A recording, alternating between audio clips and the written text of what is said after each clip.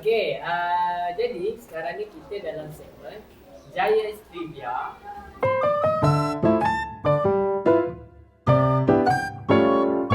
So, soalan kita pada ini, awak semua kena teka apa nama kuih raya ni. Okey. Boleh? Boleh. Boleh. Ready. Let's go. Gambar yang pertama, kuih yang pertama. Kayak apa tu? Apa nama kuih dia? Kalau tahu mana? Betul kan dia? Saya tak tahu lah. Tak tahu lah cikgu. Tak tahu? Tak tahu. Gambar seterusnya please. Nanti nama dia kuih Seberik. Ya, sepering. Ini dah kuih sepering. Kenapa kau tak jawab tadi? Sebab aku tak tahu. Okey, next. Kuih yang seterusnya. Okay.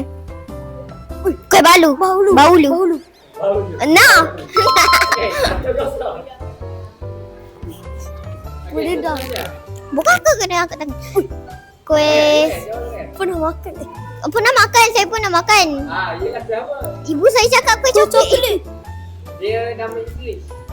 Kuih almond coklat. Bukan, sikit ni. Almond. Kuih Apa? almond. Dia nama satu tempat dekat. Almond London. Okey, betul. Satu sama. Cakap je. Yang seterusnya. Okay. Kuih nanas. Nanas. Apa dia nak? Nanas. Depan dia boleh punya huruf T. Saya pernah makan tu kuih favourite saya. Jap. Kuih Dia apa dia? Kuih Tak. Tak? Tak nanas. Ha. Baru ingat. Okey, seterusnya. Tak tahu. Saya pernah makan tu. Popcorn. Popcorn pun apa? Okey, apa yang mana dalam ni? Dia macam cornflake. Okey, kopi apa? Cornflake. Kopi? Dia boleh daripada huruf apa? Coffee. Biskut apa sikit? Cookies. Cornflake cookies. Okey. Kopi cookies apa dah? 2. 2, 1. Okay. Apa tu? Madu. Ha? Madu. Apa? Corn oat milk. Dia kena apa? Dia macam satu. Dia macam Saya satu. pernah makan. Yelah, Tapi saya tak tahu. dia apa? Dia guna bahan tadi.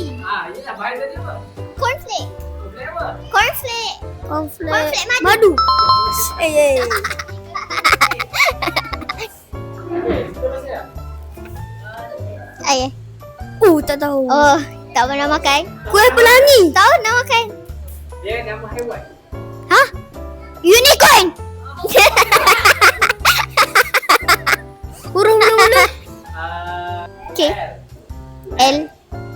Labu. Lapis. Dia ada Lapis. bahagian bawah dia. Lidah. Okey, tidak. Lidah pelangi. Nama haiwan. Lidah unicorn. Lidah kucing. Lidah kucing. Dia bagi jawapan tu. Jahat betul. Awak tiga satu. Okey, next. Okay. Seterusnya. Kuih bahulu. Kuih lapis. Mana? Kuih lapis yang dia putih. Putih. Kenapa?